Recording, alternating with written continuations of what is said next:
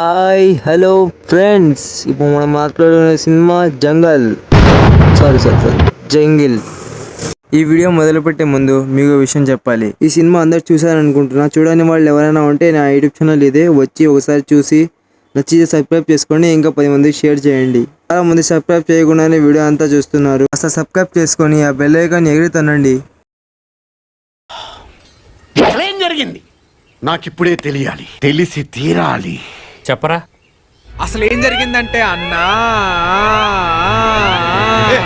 చక్కర వస్తుంది. మొదలెట్టేయమంటారా? తగలబెట్టండి sir. Niranjan cinema starting ఒక స్టేట్మెంట్ తో స్టార్ట్ అవుతుంది. ముగ్గురు ఫ్రెండ్స్ బైక్ లో వెళ్తూ ఉంటారు. మీరు గమనించుంటే వాళ్ళ చేతుల్లో పేపరు, వాళ్ళ ఫేస్ మీద భయం రెండు కనిపిస్తూ ఉంటాయి. ఇది గుర్తుపెట్టుకో, తర్వాత మాట్లాడుకుందాం. కట్ చేస్తే విలన్ ఎంట్రీ. ఇక్కడ మీరు చూస్తే 2025 ఉంటుంది. ప్రజెంట్ జరిగేది 5 సంవత్సరాలు రా. మా వాళ్ళందరూ వెతుకుతున్నారన్న, కొంచెం టైం కావాలా? ఇంకా కావాలా? నువ్వు ఇంకా ఎంత టైం తీసుకుంటావో నాకు తెలియదు, కానీ వాడు నాకు ప్రాణాలతో కావాలా. ఇక్కడ మీరు చూసుకుంటే 5 సంవత్సరాలు రా అంటాడు. అంటే అతను 5 సంవత్సరాల నుంచి అతని కోసం వెతురు చూస్తున్నాడు. అతను ఎవరితో తెలుసుకోవాలంటే మనం ఇంకా ముందుకు వెళ్ళాలి. ఇక్కడ గమనిస్తే 15/6/2025 అని ఉంటుంది. వార్నింగ్ ఇచ్చిన 3 రోజుల తర్వాత మ్యూజిక్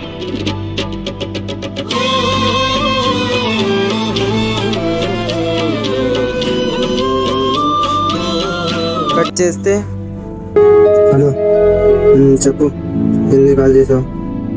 ఇంకా ఎన్ని రోజులు నా ఒంటరిగా తిరుగుతా? నాకు గుర్తుంది.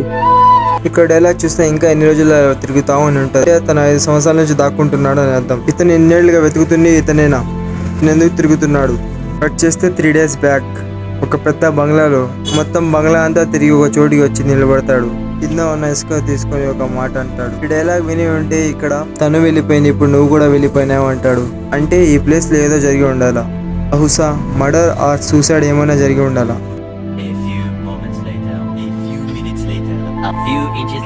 మీరు ఇక్కడ గమనిస్తే అమావాస్య 2 అని ఉంటుంది. అంటే 1 ఎప్పుడో జరిగి ఉండాలి. ఆ అమావాస్యకి అతను వెళ్ళి దాక్కోవడానికి, ఇప్పుడు మళ్ళీ రావడానికి ఏదో ఒక కనెక్షన్ ఉంది.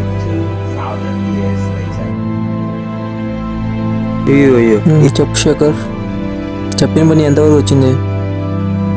సరే 2 days అలా అయిపోవాలి. అది చేసి మీరు డైలాగ్ చూస్తే 2 రోజులు గల అయిపోవాలి అని ఉంటుంది. తను ఇక్కడికి ఏదో ఒకటి తెలుసుకోవడానికి వచ్చాడు. మీరు గమనించి ఉంటే అమావాస్య 2కి ఈ రోజు తను జరిగిన ప్రమాదానికి ఏదో సంబంధం ఉంది.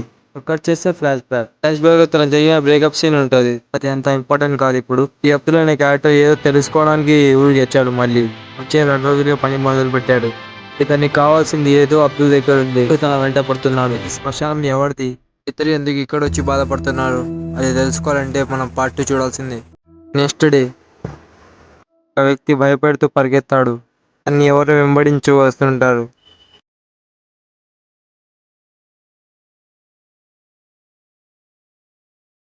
మీరు చూస్తుంటే సెల్ మీద జేకే ఈస్ కాలింగ్ అని ఉంటుంది.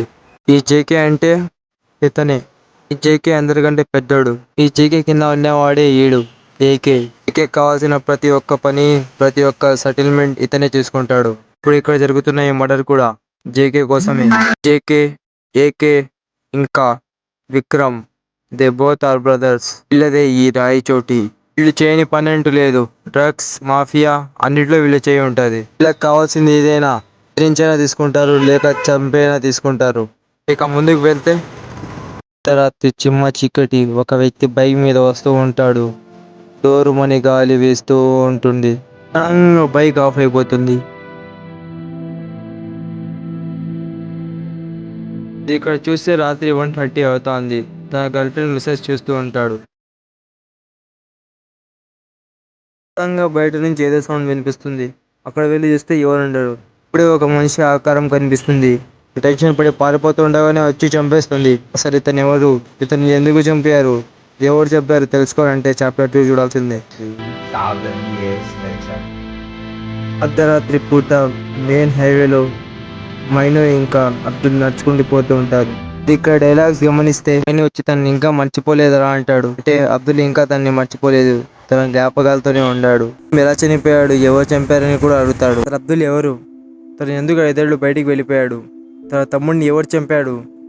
తన గర్ల్ ఫ్రెండ్ తను ఎందుకు వెళ్ళిపోయింది? ఈ ప్రశ్నలకన్నిటికీ ఒకటే సమాధానం, చాప్టర్ 2 అందరు గమనించి ఉంటే ఫస్ట్ సీన్లో వెనుక నుంచి మంత్రాలు అబ్దుల్ వాయిస్ ఓవర్ వస్తూ ఉంటుంది.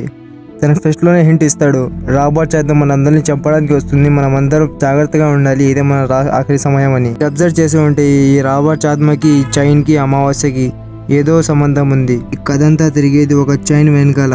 ఆ చైన్కి రహీం మర్డర్కి సంబంధం ఉంది.